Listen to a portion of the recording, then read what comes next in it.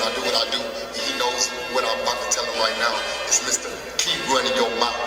That's what I do. I just feel like I'm the champ, and at the end of the day, I'm just a fighting motherfucker. It doesn't matter. Inside, outside, I can just fight. So I just feel like if it gets down to the wire, and we gotta lock it up, I'm out on top. Hey, look, as you can see how I'm looking, I stay solid. I'm always solid. I stay fucked solid up, man. You know what I'm saying? To the fans that know. Do that job outside the ring. I'm a fighter. Like I said before, ain't no safety on the clock, so I'll take them how they come and make them look ordinary.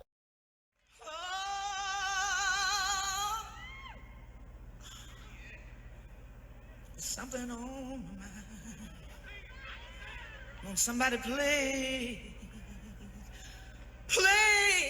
tell me what's wrong? Baby in the road and it's all happening too fast. Man, you got more excuses than a nigga going to jail. You got too many excuses. This is Michael Rogers, and this is Bodywork Boxing. Say some salt vinegar, excuse me, but I don't care. This is about boxing. And I want to get into this hoopla surrounding YORDENIS, Ugas, who just actually won against Pacquiao to retain his WBA belt.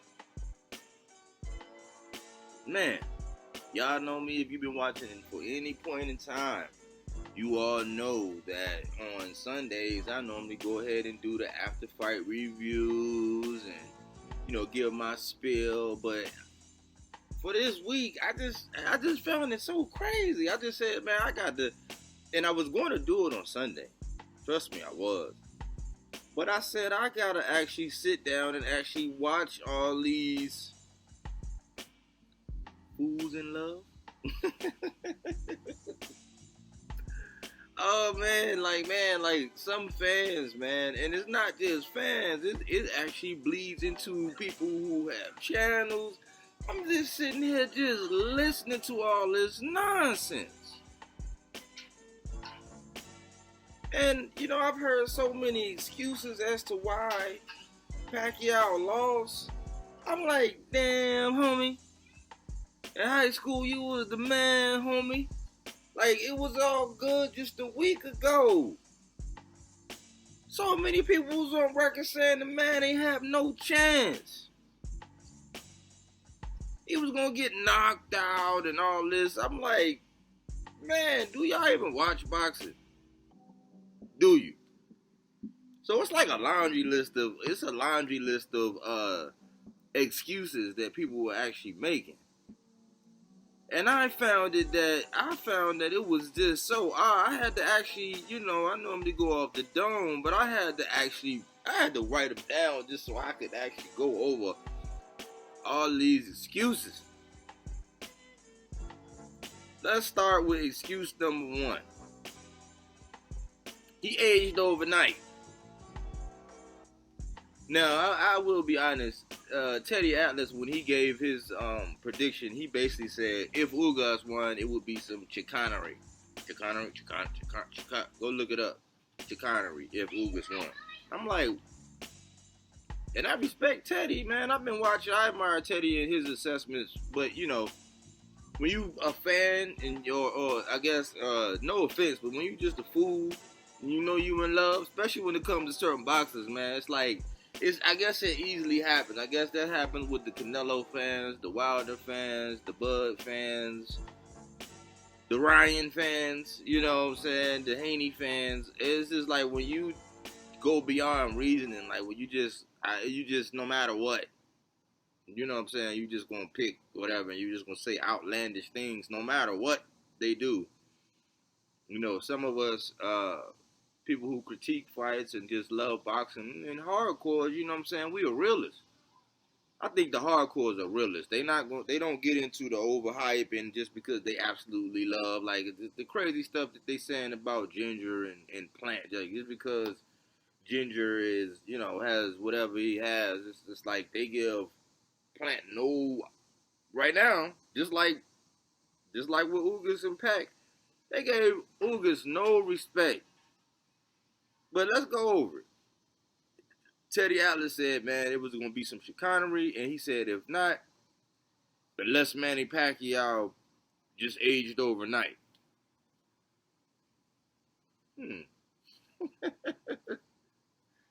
So this man aged overnight. Come on, man.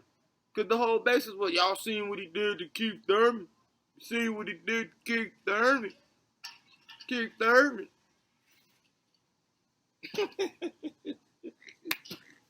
I sat out here for like an hour before I even recorded this because I had to get myself together, man. Like, because this is the funniest thing. Like, so he aged overnight, right? Well, let's break that down. If you go back to my prediction video, which I said Ugas would win, I said, can Ugas beat Walter? And I gave the reasons why he would win. Go check me out. I said that, the profile, just the stylistic and how they fight, you know what I'm saying, lend itself to Ugas, stylistically. And I also highlighted the fact that I blame Keith Thurman for even having to make a choice between Ugas and Pacquiao. That's just how I said it on my video. Why? Because Keith Thurman took it lightly. And I said Manny Pacquiao wouldn't even have been relevant other than people trying to get their shot at greatness or whatever because his resume or whatever, like the big money fight, to give him his big money and then see two greats go at it, or see a younger guy or this generation of elites go against, the last generations of elites was in the class with Floyd and them guys. You know what I'm saying? But Keith Thurman would have did, like, he picked it up, I guess, in the second half of the fight. But if Keith Thurman would have had did that for 3/4 of the fight, we wouldn't have even been talking about it. But yeah, let's just say he aged overnight. That's the first one. I'll take them how they come and make them look ordinary. The other one was the letdown of Spence's injury didn't allow him to get up for the fight. I heard somebody go in whole totality and say that this man was so let down, I guess because of the prestige and the money and all that stuff, that he could not get it up for Ugas. Do I even have to go into that? Especially with the man running for presidency and all that. Okay. I'm not even gonna go into that. It was supposed to be he was just supposed to be a little speed. He was just supposed to be like boom boom and just run him over, right? He didn't have no shot. Okay. The next one, moving right along. The 11-day preparation was not enough time for him to prepare for Ugas.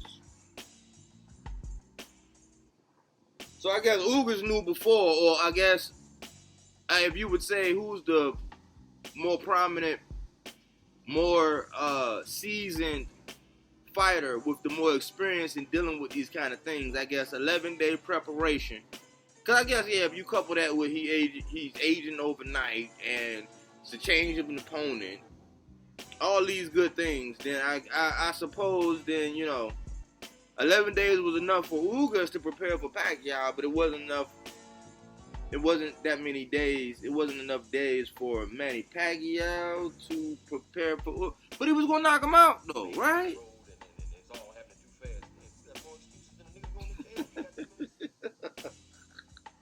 Okay, let's move right along. Oh man, this one lady that I watch, you know what I'm saying? I watch her shows, you know what I'm saying? She's from the UK. She said that Ugas on the night, he lost because Ugas rehydrated to 175 pounds.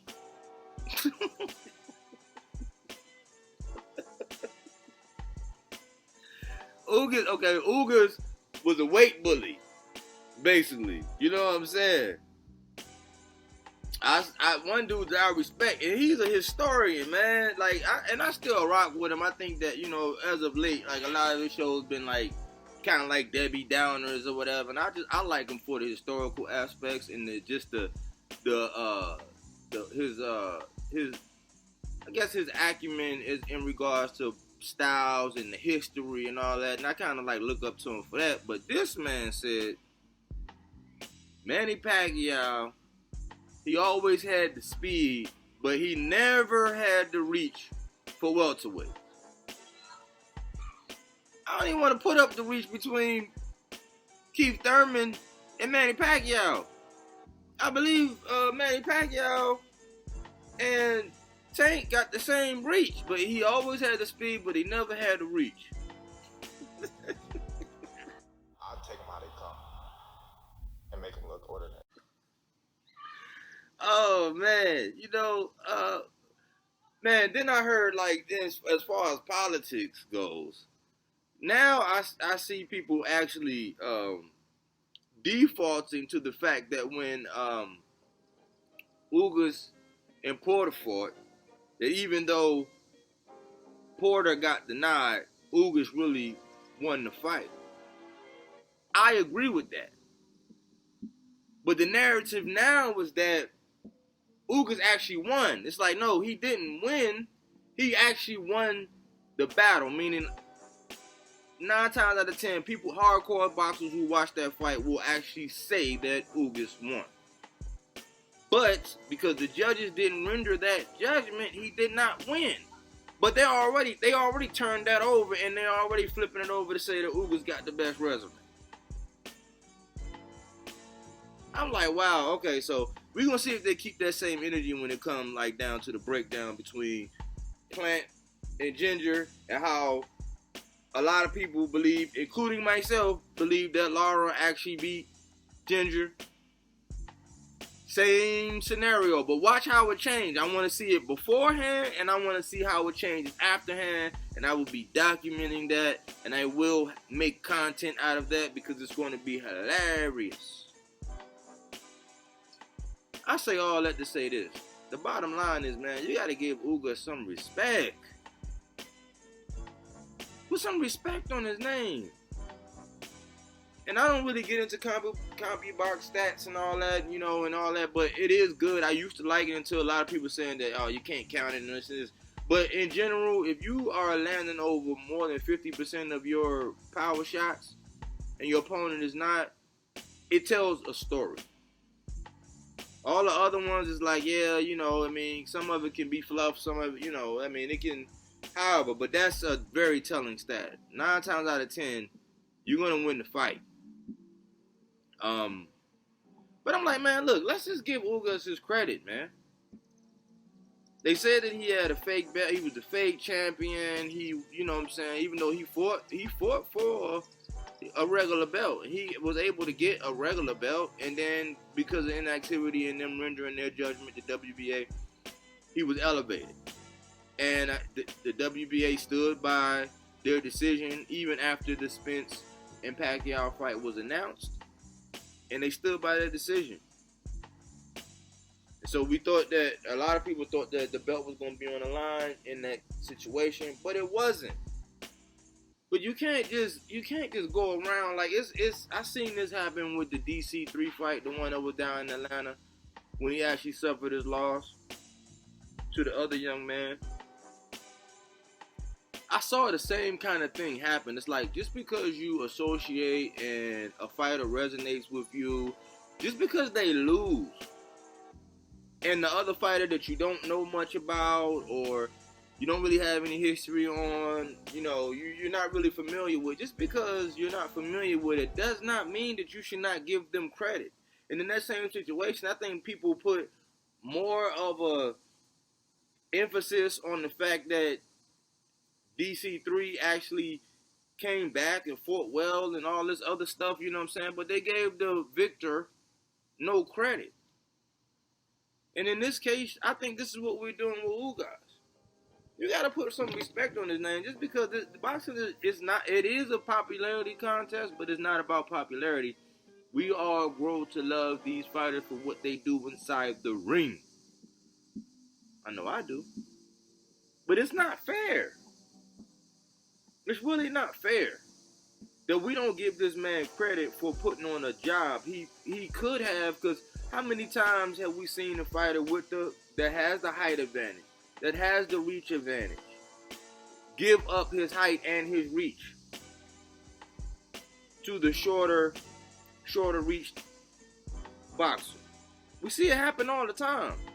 They call it fighting small. You don't fight tall. You don't fight long. So Ugas fought tall. He fought long. He was very effective. His defense was great. He maneuvered. You know, he avoided the flurries, you know, and he was consistent in what he did. And he earned that right. He's the bona fide champ. But to sit up here and just make all these excuses as to why Manny lost and not point at why Ugas was successful, it's not right. That's the bias in boxing. I'll take them how they come and make them look ordinary. And that's probably why I don't know if my channel is going to get as big as it possibly can get, but I keep it real. I keep it raw. You know, I keep it funky. I keep it 10 times 10. That's the only way to be, man. Like, because at the end of the day, man, these boxers put in the work. And he had to endure all the mocking of people saying, oh, he got a regular belt, a Mickey Mouse belt, and all this other stuff. You know what I'm saying? It's not really fair for all the hard work and the dedication that these fighters actually put in to achieve those goals.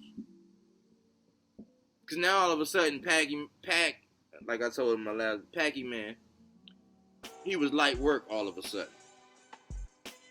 Oh, he aged overnight. He need to retire. And that brings me to this whole torch talk. There was no torch passed. There's not a big to-do about some big torch talk. A torch would have been if Floyd had actually fought Spence back in the day, or Floyd had fought Thurman back when it was that opportunity they had. You know what I'm saying? And he made the offer for them two to go ahead and fight. You know what I'm saying? But Keith didn't want that. He didn't want that work at that time. You know what I'm saying? So I think that, man, we got to be more fair to these boxers, man. It's just like when he said would he say something to the effect like, you're gonna be shocked at how easy it is or whatever. When he actually gets his hand raised in that fight, we will see if that is the case. I'm not saying that yet because I got to do just a little bit more. I got to put it together, but I believe that Plant can win. But we're going to see the same thing when and if Caleb Plant beats Canelo Alvarez. We're going to see the same thing. Oh, man, you know, because he was tired of all the negotiating. I'm going to record that content. I'm going to record everything, all the major points and bulletins leading up to it, and I'm going to explode with it after the fact when the whole narrative switched to now you just wash. You just damaged goods. Come on with the joke. And I'm going to close out by, it was a couple things that I said that, Ugas needed to do, right? And because I had all these excuses, I actually had to make note of a few things that I would love for if it ever just dropped on Ugas' doorstep or he was able to actually see what I was saying to him. It's just a couple things that I would say do. Don't go buy no silk sheets, man. Don't go buy any silk sheets.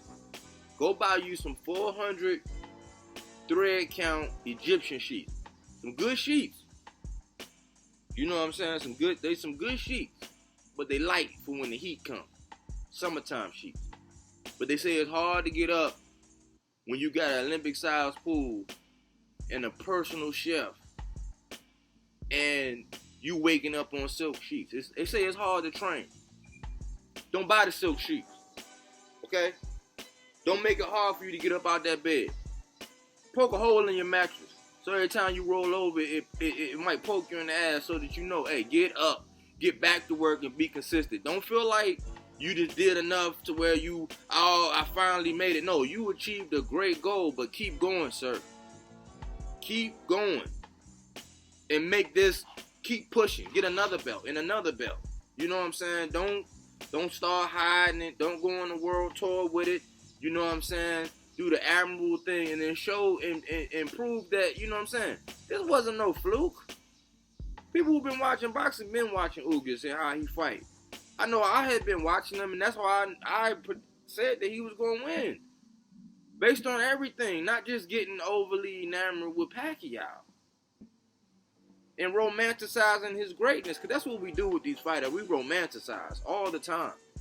Some time go by, and next thing you know, you get upgraded from bronze to silver to super gold to deadly platinum. I mean, it's just, it's getting ridiculous. You know what I'm saying?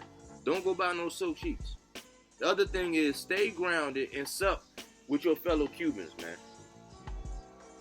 Stay grounded. Stay near your fellow Cubans. Move with security how you got to move now, you know what I'm saying? But stay rooted and grounded with your people so their hunger can still resonate with you. And you can stay hungry and you'll feel it and you got something and you got a whole daggone country that's just pulling for you, backing you. Now you got more power. You got the power of the people. So suck with them and let that resonate. Also want to say, learn or start practicing a couple phrases in English. Why? Look at what happened with Ginger once he started speaking English.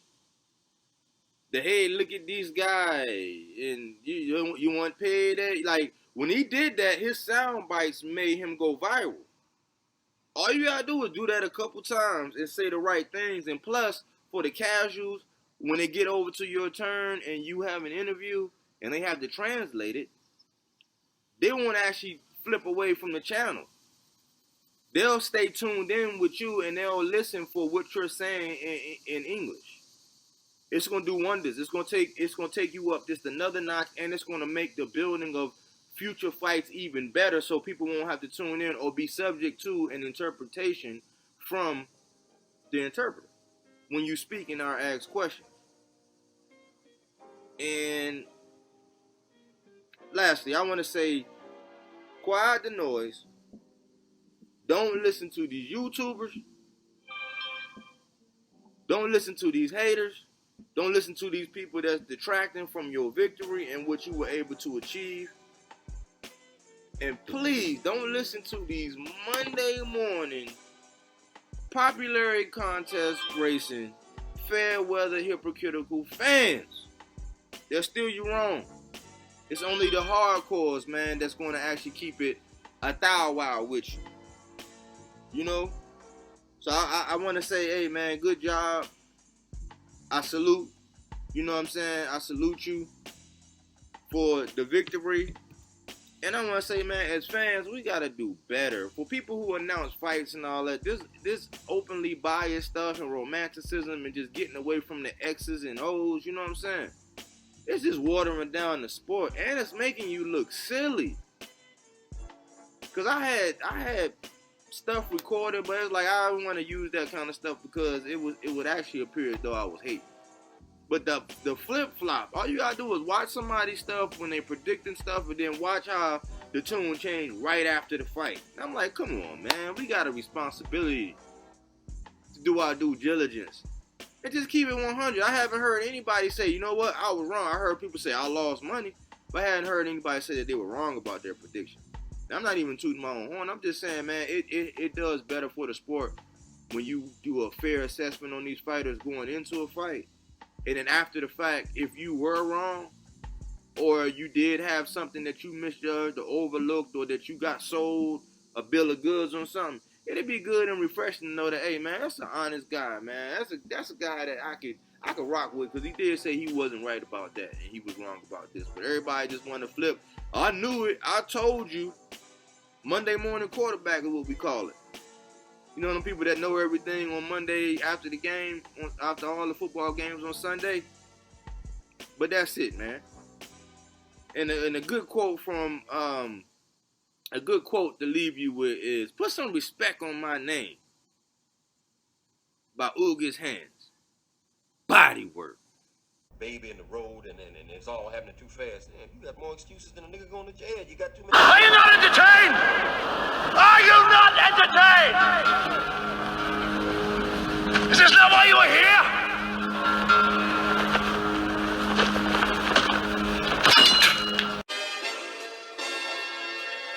My word, and I do what I do. He knows what I'm about to tell him right now. It's Mr. Keep running your mouth. That's what I do. I just feel like I'm the champ, and at the end of the day, I'm just a fighting motherfucker. It doesn't matter. Inside, outside, I can just fight. So I just feel like if it gets down to the wire, and we gotta lock it up, I'm out on top. Hey, look, as you can see how I'm looking, I stay solid. I'm always solid. I stay fuck solid up, man. You know what I'm saying? To the fans and all. You guys jump outside the ring in the fighter, like I said before, ain't no safety on the clock, so